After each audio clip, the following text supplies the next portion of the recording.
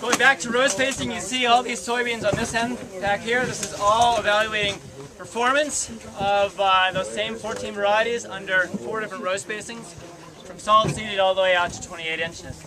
Anyhow, this trial here that we're going to talk about is how do you time your fungicide application optimally? I very frequently get the question from irrigated producers, hey, I have a field that has a history of white mold, and I planted 30-inch rows, and we're at early bloom.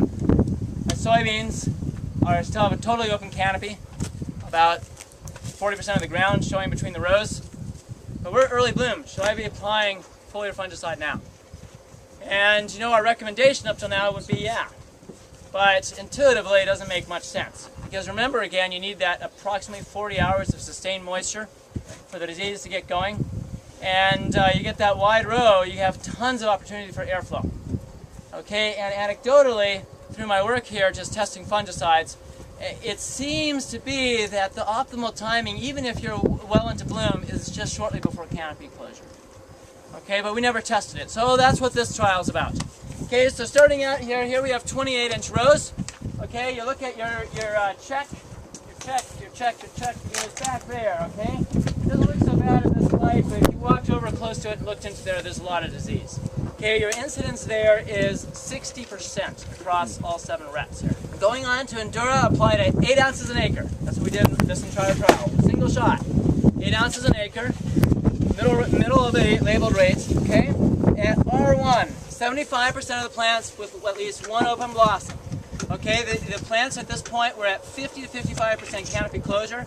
We got a good drop in disease, all the way down to 46% incidence. Okay, but we delayed to R2, which is a full 6 days later here. You have 90% of the plants with at least 1 open blossom on the top 2 nodes. Okay, and you already have lots of dead blossoms in that canopy. Canopy closure here, average 80%. We dropped our disease down to 34%, way better than R1. Okay, we're now at about half the disease of our check. Okay, now we delayed for another 2 days. Go to August 2nd, back there. We're an average of 85% canopy closure, full R2 growth stage. We already have little pods on the bottom that are about, you know, about a fifth, a quarter of an inch long. Okay, and there we dropped our disease now down to 32%, a little bit better. Waited another 2 days, and August 4th, right behind me, average of 90% canopy closure. We already had pods about a half an inch long on the bottom of that canopy. Okay, we're down to 31% incidence. Okay, so still better yet. Now, we waited another 4 days until we were at 96 to 99% canopy closure, August 8th. Okay, now we're at 15 to 20% of the plants at R3. Average about 97, 98% canopy closure, so pretty much fully closed canopy.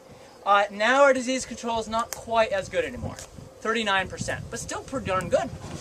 Okay, but the take home here is that at least from this trial, 1 location, 1 year, 1 variety, we had the best disease control when we applied shortly before canopy closure, when we got good fungicide coverage. That was this treatment here, and it's not at bloom initiation in this case. Going on to the 21-inch row spacing. 21-inch row spacing is between those white flags and those blue flags, okay?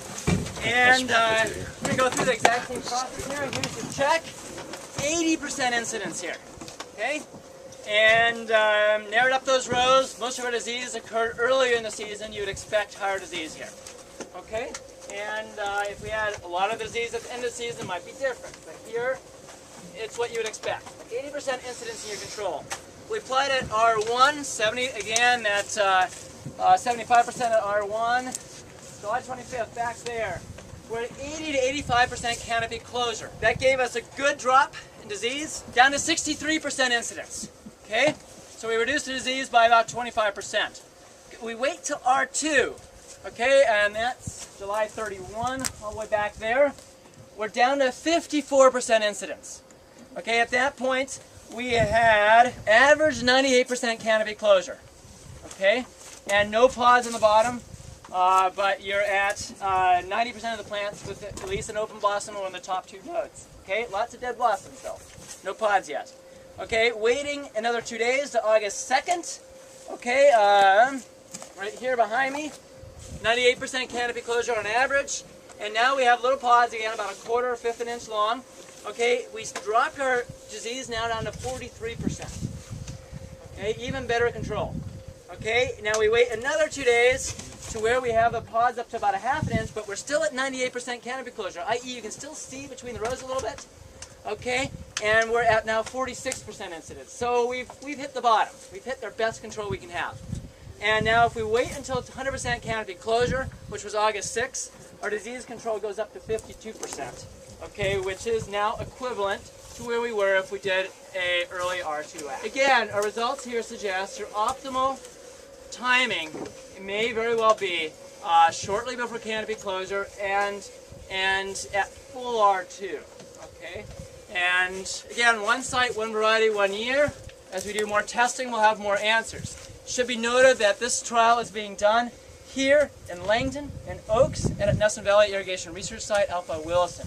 So we'll have data from multiple sites this year, multiple varieties, multiple growing seasons. This is work again funded by the Soybean Council, and we appreciate their funding. We're going on to one last stop, and then we're done. We're down to 14-inch rows now. We're only testing 3 treatments. Our control is at 85% incidence. Pretty bad. The R1 app, we dropped it down to 68% incidence. Okay? We waited to R2. In this case, we had about 96, 97% canopy closure. If you walked above that canopy, you could always look to see the ground between the plants, just a little bit. There's plenty of airflow yet. Okay? But in a few days, it was totally sealed. Okay, so this is right before canopy closure, and we dropped our disease now down to 51%. Okay, so this is early R2, 90% of plants with an open blossom, plenty of dead blossoms underneath there, but no pods yet, really. Be aware that in that trial over there, under the pivot, I applied at full R2. The difference, and there we actually had pods up to about 1 inch long on the bottom of that canopy. The difference was that variety was just airier. It let a lot of sunlight through. Okay, it didn't have as tight a canopy as this one did. And so I basically applied it at the same canopy structure as this one. I waited until, well, yeah, I could see through there, but I knew it was going to be sealed up in a few days. Okay, and what that means is I got great fungicide coverage, and also up to that point, there really hadn't been any window where it was extremely favorable for disease. Okay, and you can see we got phenomenal disease control out there. Great disease control. Personally, the canopy matters a ton here. Yes, you need to be in bloom. If you're not in bloom yet, no sense in applying fungicides for Sclerotinia. But once you're in bloom, the timing, based on my experience thus far, really is more of a question of canopy than anything else.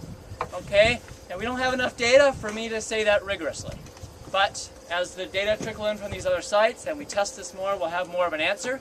You should know that we have the funding lined up to do this exact same study next year on dry beans.